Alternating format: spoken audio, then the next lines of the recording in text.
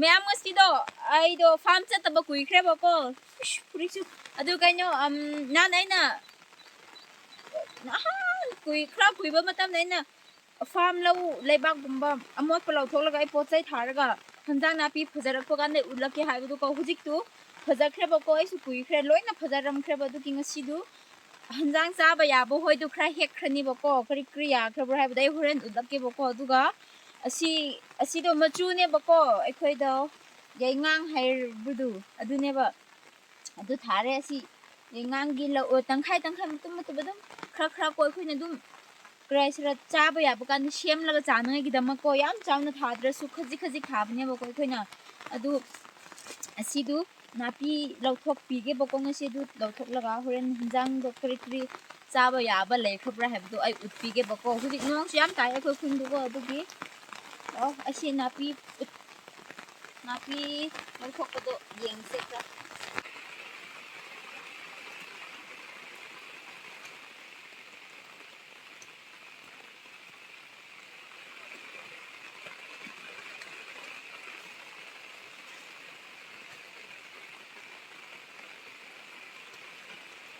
hujik tin napi du nong su chura khra bagi napi yang ka khre bako si lauthok tre demo si machu do phajaroi do bako adu ge do si chot la su chot na chat khra bani ba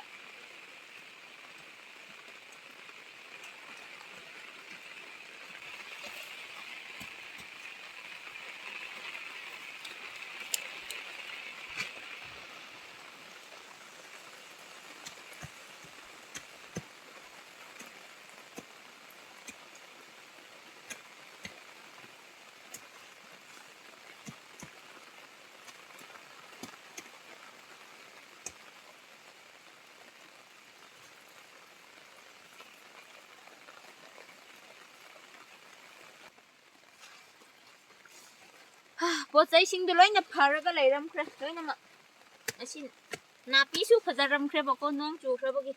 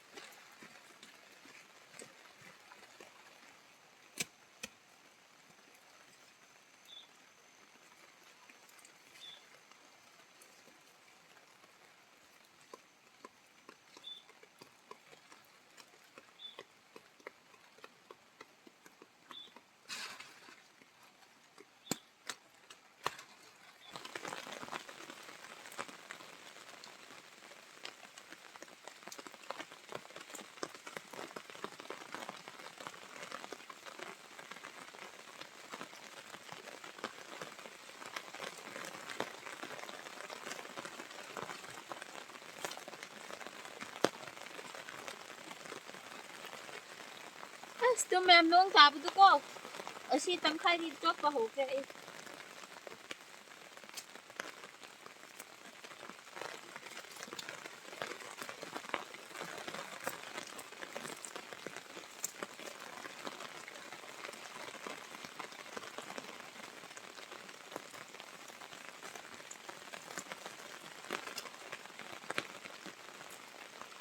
masi napi asi yaingang gi du machu gi kaino du de sida loi ge bako habudi aina sangna utpidra bane ko napi lo thu ko si khra da a phau de ai yau ru khre bako adu asi maning du loina na khre bako gi khut gum masu to asi ai phurik su patak ta khra bane hujik ti ai ko yum sat ngai gi damak kri kri azum aina nahan tharam masing du utpirake bako adu lao adu yengse lao to me amna nan tharam masing du ko to si thabi pan ba ho khre bako me am asi da soma le na me am si da si ko khadi pan ba ho khre kaya thang thang ba si da su pan ba ho khre lung di sang lung tin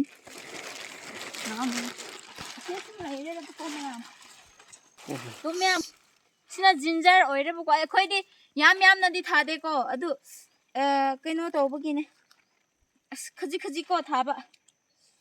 tu khut tu माइदु कांगसु खर पाइरक्पगिको खुदना मोसी तौ असिना तैरदि खुदसु यादेन माइदु याररोय सि हवाइनि बको सिना बान्देन नहानैना थाख्रबने सिसिंसु तु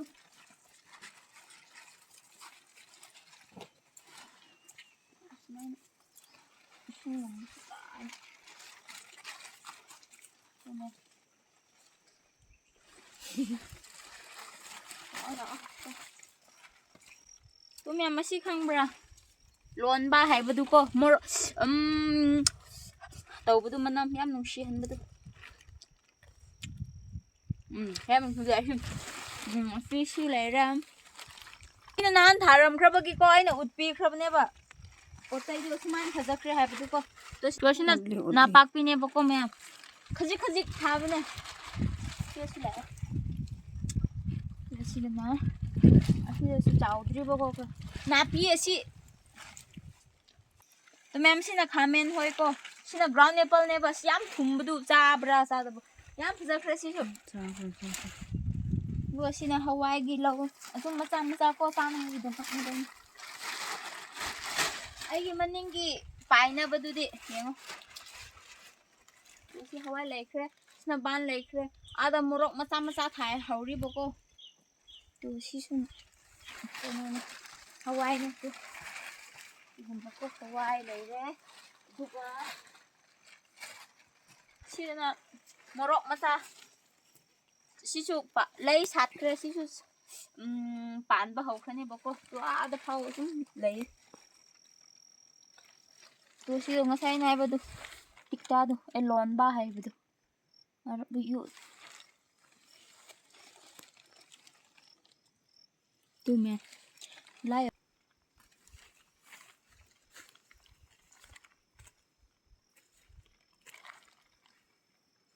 ma'am नसी असिदु को मे असिने बको आइना ngasai पिबदु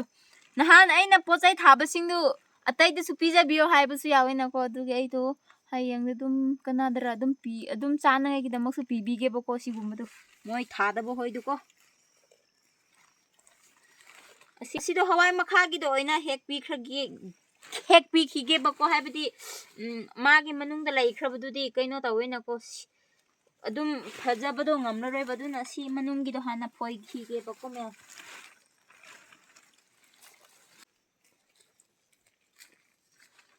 ना कोंसु कांग अरा लोइख्रबने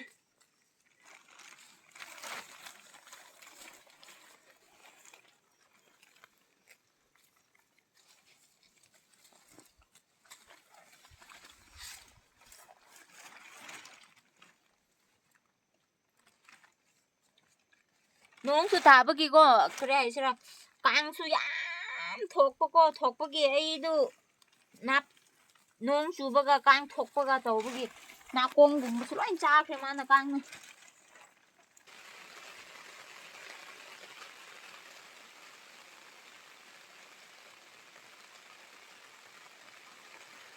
तुमेन यामख्रे को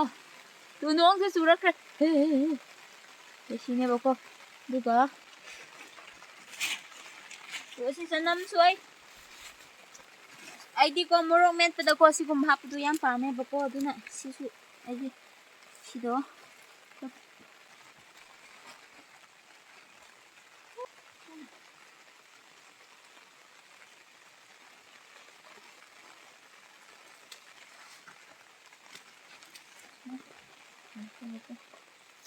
Sido na pak sido het hige sido.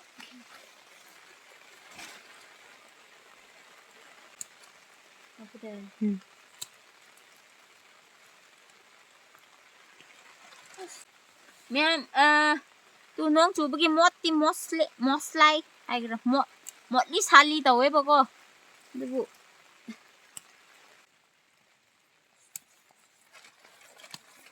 masih kak toko sana nggak tau kayak ini tuh sih bako masih nak kaino ne ba lai ba khawai mata ngak toko sana ida masih da for lagal ai ki sana ai di kon nagni na ko adugi macha khabne ada te kopi lai asida so Hawaii gi asidi chongi jak ya da loi ba nai da bi da gum ki type ta nap laga leibidu adu zong ki jak ne boko asina hawai ne asi ada dikre hawai jar su thai boko mathak ta da adu kai na tause si oi se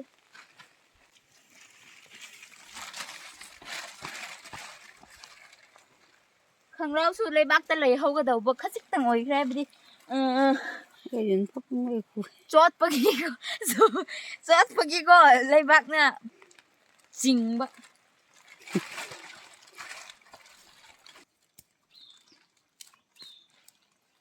ko mem se hawai tu champut ki hawai tu ne ba du nong kan man bagi ko mem kai no tau khre cha ba su ya haudre ba we na ma kai bi khre ba nong tu nong na ko phu man bagi yai man bagi hai gra chot man bagi ko moi du shi khre ba na pi do loi na pum khre ba ko ising ting man bagi moi du kum shi nong ta bu da khoi khon du kya mu ta ba ra de moi ki ni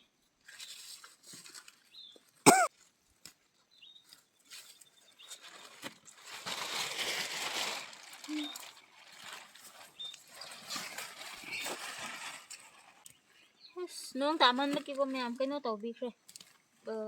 yam phaja bidre ba na han u du phaja bu du ko tha ba chawrak le hai ba gan do ko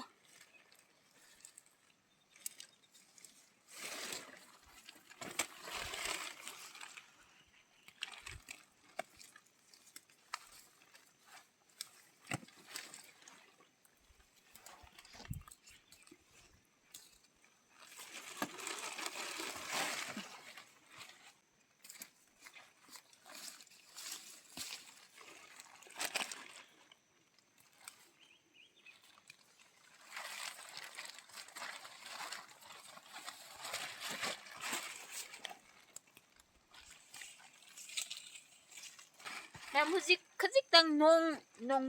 nong mit ure hai bi ko kai no tau bagi ngasai afternoon cho pa nong ta bane du ge si plastic tu hab la ka ko kok tu chot ta na ngai gi da ma kau bane haksang ti ai kan ba nangdre ngamdre ba adu gi ai ing khre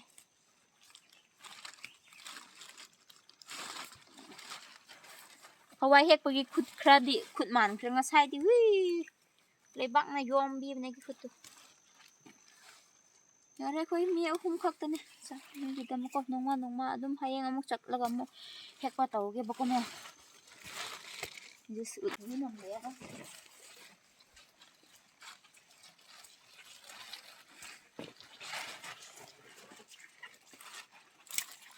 ko to bai ta ta su pharak ta cha ba yadri jong gi jak su kra ge nap du adu du yam kuina lei ga le bako du gi keno tau khre si napi do si khak oiri cha ba ya ko si hawai khra di cha ba ya budi au khre si ban hoi su khra cha ba ya dri bako adu gi keno tau ge aina dum kri haisra aina tharam ba na han gi leibak kangli gan aina kri su thadri gan da leibak nok taina utlam budu adu lau du ne bako adu du keno tau bu gi ne ba mayam na keno tau hai bu hanjang napi hoi phajare hai ba gan gi utpio hai bu ko adu ge na utpi bne bako me tawrage adu di ko ing su ing khre chot su chot khre mot su mot khre tawrage ngasi gi video te dum swai da loji lage bako me